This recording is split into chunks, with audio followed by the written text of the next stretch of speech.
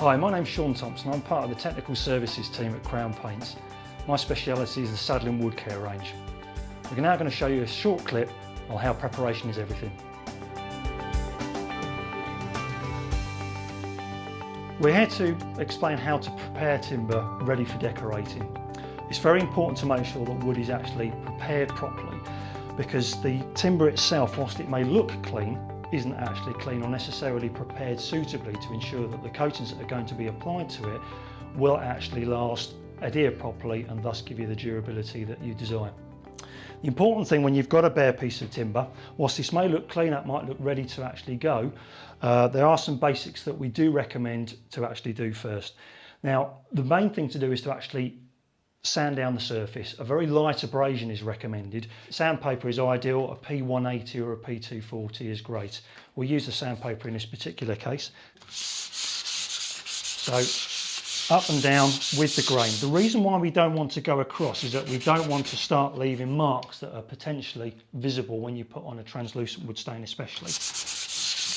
Just make sure that you get rid of any imperfections on the surface, but also prepares the surface so that it's got an ideal key, so that if it's too smooth prior to coating, you've sorted that out.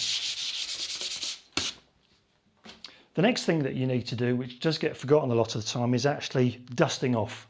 Again, this may look clean, but there is a lot of dust. You can use a tack rag by all means. We prefer to use a brush. The important thing is to make sure that you go across the grain and down. Now this may seem time consuming, but believe me, you will get a better finish, and you're making sure that the coatings do adhere to the surface, not to the dust. The final thing is to actually degrease or clean the surface. Irrespective of the timber, whether it's a softwood or a hardwood, we recommend that you clean down with methylated spirits using a clean, lint-free cloth. I'll just put some gloves on. Now people ask us what's the necessity of actually degreasing. When you've got timbers, especially like teak, idigbo, oak, they contain very high oil contents, or they may contain very high extractive contents. And you want to make sure that that dirt and grime is removed from the surface prior to coating. Otherwise that could cause a problem with adhesion. So we'll put some methylated spirits onto the cloth, and then we give this a wipe down. The important thing is that you rotate the cloth around. Now hopefully you can see there the amount of grime that comes off the surface. So that's even though we've dusted that off and we're dealing with a brand new clean piece of timber. The reason why we don't recommend white spirit, whilst it's fine for cleaning out brushes when you're using a solvent-based system, is that just like when you clean your hands afterwards, you get that horrible greasy residue, and you don't want that left on the timber. So methylated spirits every time. As you can see, that's nearly flashed off now. You're now left with a situation where your timber is now ready for decorating. Now we want to cover something whereby if you've got a previous coating system and you're just wanting to apply maintenance. So here we've got a translucent and we've got an opaque system. If we know that it's a previous Sadolin system, they are designed to naturally erode. So all that would be required, as long as the surface was in good order, will be a simple clean down with a warm water with a mild detergent and a rinse off with clean water. Once that's then dry, that is then ready for decorating. If you've got a system that's in poor order, as you can see here, really what we need to consider is this good enough to put an opaque system over the top? Obviously, if we want to put another translucent system over the top of that, we're going to have to remove everything and start again. So we want to get back to clean, dry, sound, bright timber. So what would need to be done there, maybe with a combination of scraper, sandpaper, might need a chemical stripper, or obviously in a lot of cases you're going to need to use a mechanical sander in order to get rid of that and basically get back to square one, and then you'll be treating it as if it's bare new timber. Just a final couple of tips. Once you actually get to the decorating side of things, we recommend the use of a quality synthetic brush.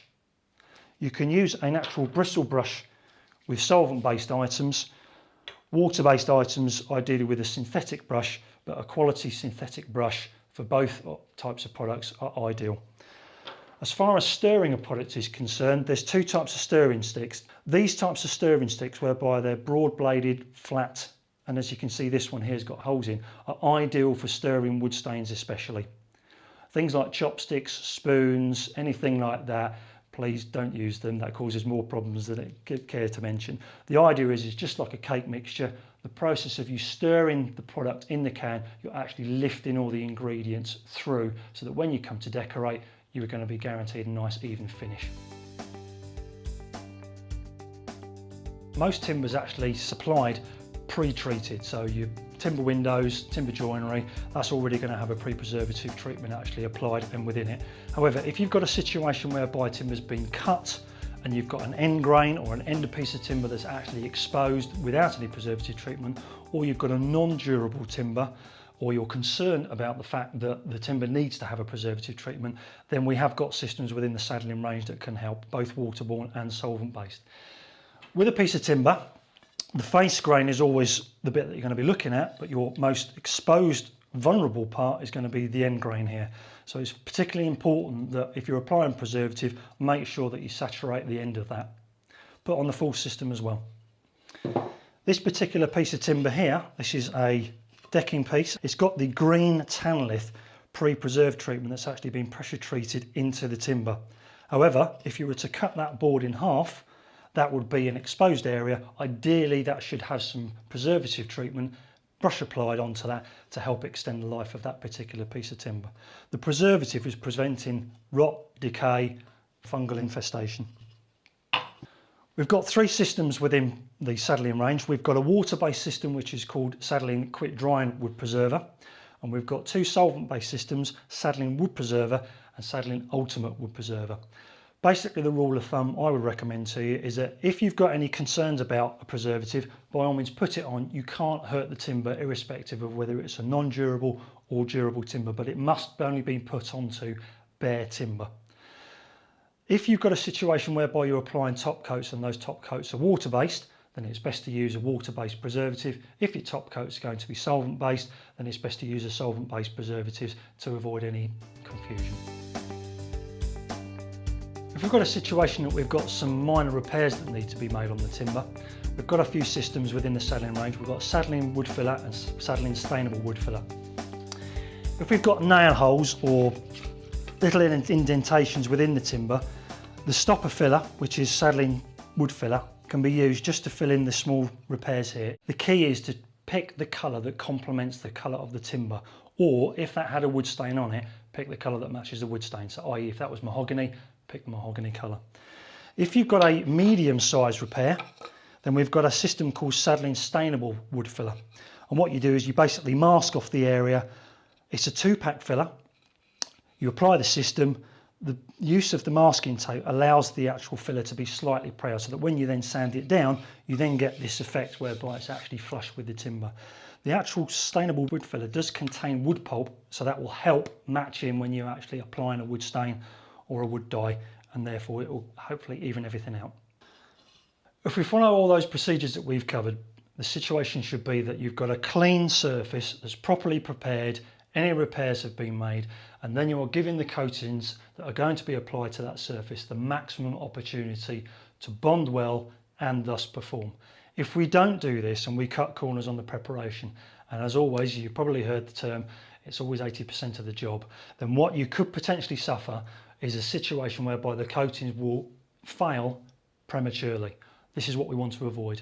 These systems are designed to actually avoid peeling or flaking, but it is reliant on the fact that they are put onto a clean, sound, dry surface. If you don't do that, peeling, flaking can occur.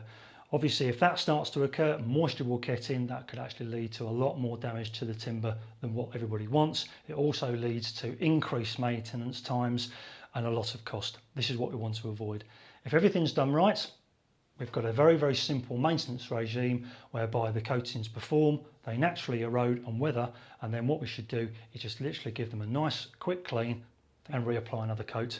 That's it, and we get in this cycle for every 4, 5, 6, 7 years, depending on what system that you're actually using.